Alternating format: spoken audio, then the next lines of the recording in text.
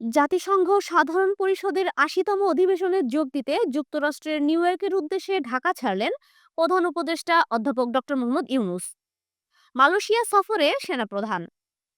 দুর্গাপূজায় নিরাপত্তার কোনো ঝুঁকি নেই বললেন স্বরাষ্ট্র উপদেষ্টা।